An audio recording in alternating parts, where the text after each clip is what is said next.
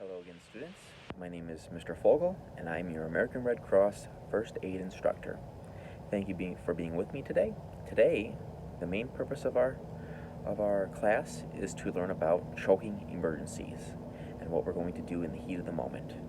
Let's go ahead and break those down a little bit. Okay? Choking. What is choking? Well, it occurs when there is a person's airway that is partially or completely blocked.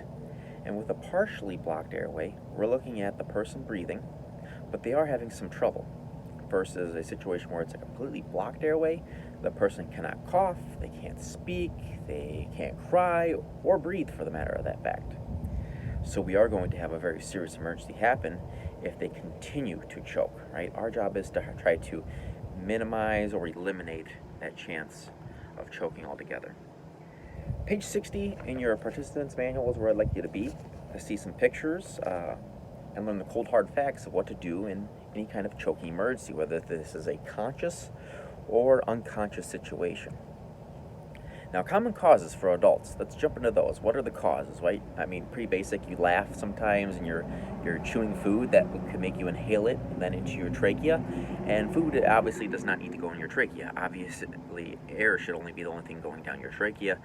The esophagus's job is to divert food, then, I guess you could say, into the stomach via the epiglottis. It's a flap of tissue that kind of protects when you swallow the larynx from having food or liquid or other possible particles invade that situation, right? We only want air going into the trachea. That's the leadway to the lungs. Now, on the opposite hand, right, we have the esophagus. The opposite hand, that's where food wants to go, right? So hopefully that's where food will go. In a choking emergency, we're seeing food in places or liquids in places where it's not supposed to be. Sometimes even other objects we can see, right? With kids, they could have a Lego in their mouth, a coin, you name it, batteries. We'll jump in that here in a little bit. But adults, right, they're chewing food. They're laughing, swallowing too large pieces of food. Perhaps even they could be in a drunken stupor, drinking too much alcohol before or during meals. Sometimes that can cause the throat mechanism not to close properly to divert food down the esophagus. Dentures could be a problem with older individuals. They could take a spill. Their denture could cause a choking possibly on them for all we know. Eating too fast, right? You're too hungry, slow down, chew a little bit more. But like I said, laughing, being excited, trying to talk while you're eating, sometimes that can, you can pull air in, and when you pull air in, there goes food. But other things then too, sometimes if you are playing or running with food in your mouth or objects, that can cause other choking possibilities. To see some choking in movies, Mrs. Doubtfire, hilarious scene in that one, right? The guy's choking because of the pepper. And the shrimp, he inhaled it down his throat, so he's choking on that. So, hope is on my way, Diddy! You know how that goes. We're not going to exactly do it in that fashion, but it's very similar in the heat of the moment. Now, children, we got to think these are smaller individuals. We'll go into infants, but children, common causes of death oftentimes are with choking situations. And most oftentimes it's food or toys or household items. So when we are seeing something like this happen, right, conscious choking, we have to get down to their level and give them the same maneuvers as we would for an adult. Unconsciously, right, we have to really look and observe, and we have a lot of little telltales here we'll get to. The main thing is that we can try to do to prevent some of these choking situations with kids, with infants, is to stay away from hard foods that are more smooth. So baby carrots, for instance, right? That is one of the most common things that kids can choke on, a baby carrot, because they're so smooth and they can be easily swallowed with those pieces. So it's really important to take pieces of food and maybe cut them into smaller sections, like hot dogs, right? They're really slippery too, and they can get stuck. So if you cut those up into smaller pieces, less likely to be a choking hazard. So things that are smaller than, like, say, for instance, half an inch. No peanuts probably would be good too then, because right, those are smooth. These can be swallowed very easily. So you think about grapes too, a whole piece of grapes. Not necessarily the best thing to try to go with. What else? Popcorn, right? That could be something. Sticky candy. Gum, right? Big culprit there. And multivitamins that aren't chewable. All those things would be things to probably stay away from earlier on in years, just to prevent those choking hazards and move into other forms later on. Doesn't mean you can't have the hot dogs or the carrots, right? Just change the shape, change the consistency of the food. Now, examples of toys we want to think about that kids could choke on, right? Balloons. If they have a balloon and they put it in their mouth and they inhale it, that's a very dangerous situation we could have on hand. So whether it's a broken or uninflated balloon, those are definitely choking hazards when they have those in their mouths. Trash, so eggshells could happen, I guess you could say. Any kind of pop top off, like a bottle cap or a pop top off of a soda can, those could be things kids could put in their mouths very easily. Safety pins, right? These are dangerous things. Coins, marbles, like I said, batteries before, button style batteries. Pens and marker caps. These are things we have to really eliminate around the house if we want to prevent kids from possibly putting them in their hands, in their mouths, and then possibly choking on them. What's the universal sign of choking, though, in the first place, right? If somebody's sitting here and all of a sudden they're choking, what do we usually see? Well, this is what I usually see, and it's in your book on page 61, right? They're scared. You see the fear in their eyes. They can't make words. They can't let air in and out. You can maybe hear a choking sound. Their hands are on their neck, right? They're scared. Universal sign of choking. Is somebody going to say, "Don't help me"? Probably not in this situation. They're probably going to say, "Well, if they could, help me out, please." So if you see somebody choking, come up to them, right? The best thing you can do is to give them a little pat on the back, right? Hey, keep coughing, encourage them to keep coughing. Always ask them if you can help them. But here's an example of what we would do once we said, "Yeah, we'd love to help you." When something is lodged in someone's throat, the natural response is to cough. If the person is coughing forcefully, he's getting air. Encourage him to keep coughing. If a conscious adult or child can no longer cough, speak, or breathe, he may be choking. Have someone call for help and obtain consent. A conscious adult or child who has a completely blocked airway needs immediate care. Using more than one technique is often necessary to dislodge an object and clear a person's airway. A combination of 5 back blows, followed by 5 abdominal thrusts, provides an effective way to clear the airway obstruction. To avoid injury, never give actual back blows or abdominal thrusts to someone who is not choking. These techniques are simulated for training purposes. Provide support by placing one arm diagonally across the chest. Bend the person forward at the waist so his upper airway is at least parallel to the ground. This will help ensure that the object will not go back down the person's throat. Using the heel of your other hand, give 5 firm back blows between the shoulder blades. If the 5 back blows do not clear the airway, give 5 abdominal thrusts. Standing behind the person, use 1 or 2 fingers of one hand to find the navel. Make a fist with your other hand and place the thumb side of your fist just above the navel, in the middle of the person's abdomen. Grab that fist with your other hand. Give 5 quick upward thrusts. Continue to give 5 back blows and 5 abdominal thrusts until the object is dislodged, the person can cough forcefully, speak or breathe, or the person becomes unconscious. If the person becomes unconscious, gently lower him to the ground, protecting his head on the way down. You may need to kneel behind a child to give effective back blows and abdominal thrusts. Do not use as much force with a child.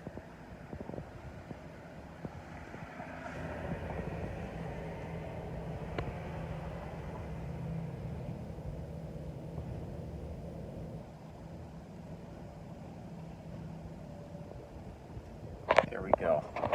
So placement is key here, right? We have to get ourselves into the situation understanding there's choking happening. We have to ask for consent. It looks like you're choking. Can I help you? I'm certified in first aid. And they're probably going to nod, right? In that case, you get behind the person. But you don't get completely behind the person. You need to put one foot between their legs and the other foot slightly in front of that person, almost on their side.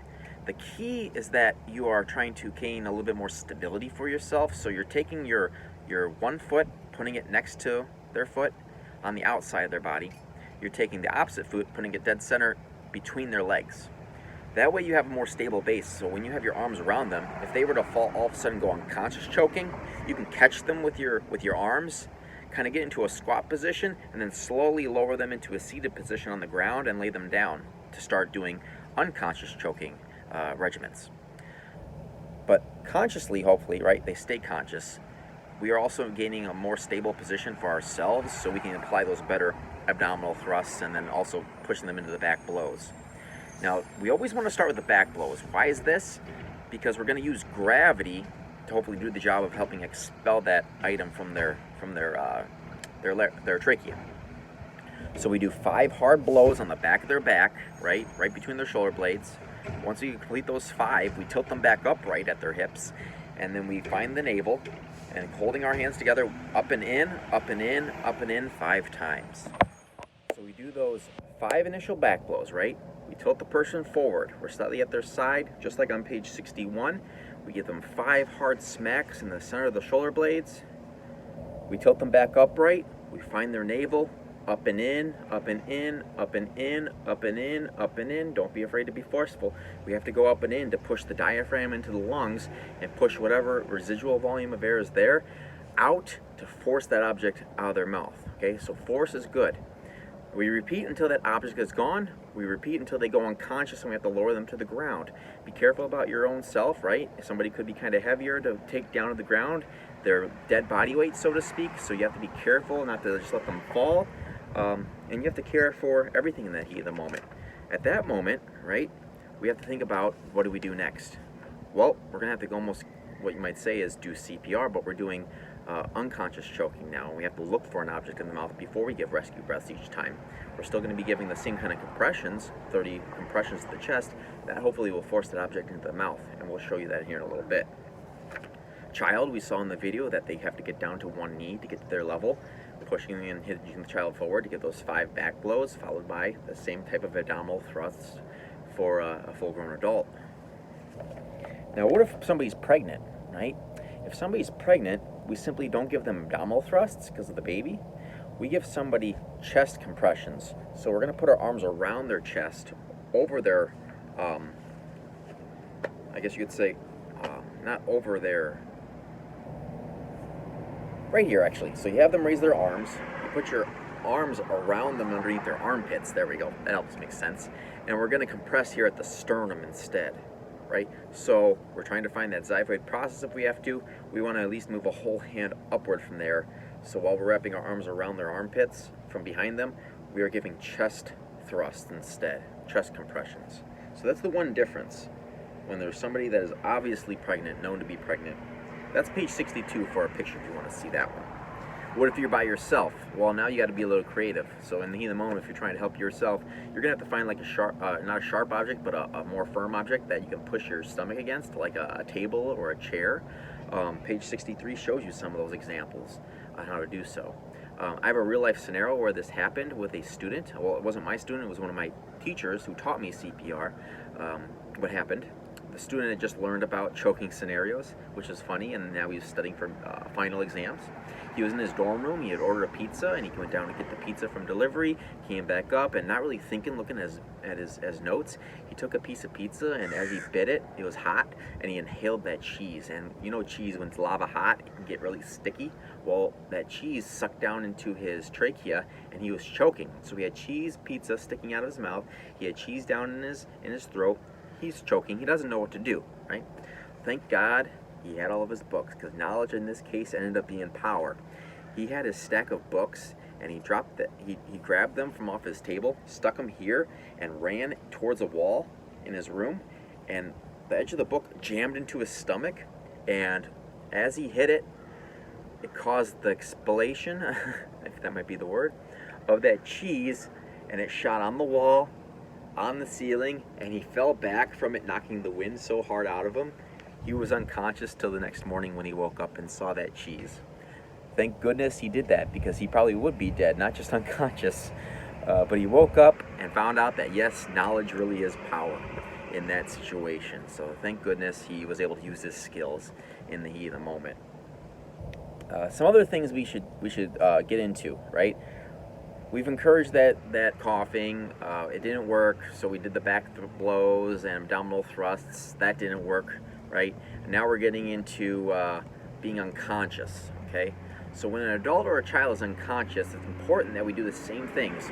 We tilt open the airway, look for breathing and circulation initially. In this case, we might have a heart rate going on, but no breathing. But the heart rate's going to stop pretty soon because there's no oxygen getting to the body, right? In this case, we start with 30 chest compressions, right? We give those 30 chest compressions, and we go into giving our rescue breaths after those first 30, and we try to give that air. It doesn't go in. We retilt, right? It doesn't go in. That's obvious signs that we have some kind of blockage going on, and it's most likely some kind of foreign object. This is why it's so important that instead of going ahead and just trying to give those breaths right away, we're going to look in the mouth each time to see if we see that object that is preventing airflow. Okay, so if I have my CPR dummy, I've done my 30 compressions, right? 1, 2, 3, I'll go up to 30. When I do my head tilt chin lift, I'm going to look inside the mouth to see if I see an object. If I don't see an object, I'm going to try to give one breath. The breath doesn't go in, I re-tilt a little higher, give a second breath, still doesn't go in. I know that object is too deep to see still. I go back to my 30 compressions. Stay forceful, right? The power is key here. You look into the mouth, I see that object. With a gloved hand, take your pinky, your smallest finger, swoop that object out, try to give a breath. Bingo, air goes in. We found the culprit, we give a second breath, air goes in, we go back to our compressions. We do 2 more little bouts of that for that full 2-minute cycle of CPR, and we recheck airway, breathing, circulation for 10 seconds. Now we notice that there's a heart rate with breathing associated with it, but the person is still unconscious. Hey, we have signs of life, that's key. Now we call 911, okay? Remember, any kind of respiratory emergency, our goal is to first and foremost supply them with oxygen, supply them with air if possible. We call 911 after those first 2 minutes of that first initial cycle of CPR. Breathing emergencies, right? Care first. Cardiac emergencies, we call 911 first and then start this process. Other things, all right? Now we're looking at conscious infants, okay? A conscious infant, you're looking at about the size of this entire dummy right here. So not that it's a dummy, but it's dummy. Now page 63 shows an example of how you would hold the baby in this situation. Baby's choking, right? Baby's choking, you have authorization from the parent or guardian to help the baby. The first thing you're going to do is support the baby and use your hands to grab at its chin more or less to support the neck. Because you're going to be taking the baby and you need to administer back blows. So you can do this in a seated or standing position, but standing works great. But see how I take the baby and I tilt the baby downward in this situation? I'm holding the chin, opening the airway, and I'm preventing the head from bobbling. I'm going to move back from the head and find the shoulder blades, and I'm going to give 1, 2, 3, 4, 5 back blows. Try to keep the baby's legs on either side of your arm to keep it in position. Once you've given those 5 back blows, you grab the baby's back of the head with that hand and you flip the baby over. Once the baby's in position, you can switch knees or stay to the same one, but with the baby on your knee, holding the head still so it doesn't bob back and forth, right? We're going to give 1, 2, 3, 4, 5 chest compressions. If that still doesn't eliminate the object and we still have consciousness, we flip the baby back over. 1, 2, 3, 4, 5 back blows. Remember, gravity is going to help this come out. My mother has done this several times. She's a caregiver of veterans as well as children. And during her time as a child caregiver, she has used this technique several times, and usually the object comes out within those first 5 back blows. And the key, though, is having that body with the head downward to allow gravity to do its job to help it out, and giving forceful back blows between the shoulder blades pushes that object straight out of the lungs, and 5 seconds later the kid's running around like nothing even happened. Okay? Be forceful, don't be afraid, but don't hit the head, right? Don't hit the baby in ill-mannered ways. We use 2 fingers in the center of the chest for the 5 compressions. We use back blows with the blunt portion of our hand between the shoulder blades. Back and forth until that object comes out. If they go unconscious, that's when we again lay the person down and we start going through our normal CPR progressions. Just like with an adult, we're going to be the same with a child or infant. And we're always going to remember with a baby, adhere our mouth around the nose and mouth to give the air in. Retilting, obviously, so if necessary, but we know an object's there. We always look in the mouth no matter what first before we try to blow any air in. When we get a known choking, never blow air immediately, right? Always look to swoop if you see the object. If you don't see an object, never swoop, never put your hand in somebody's mouth. That might cause more choking. I'm going to show you a quick little film session of what it looks like for a unconscious choking scenario. To care for an unconscious adult or child who is choking, use a modified CPR technique. If the chest does not clearly rise with rescue breaths, the airway could be blocked. Re-tilt the head and give another rescue breath. If the chest still does not clearly rise, assume the airway is blocked by a foreign object. Remove the CPR breathing barrier and give 30 chest compressions. Open the person's mouth. If you see an object, remove it with your finger. If you have removed an object or you can't see one, give 2 rescue breaths.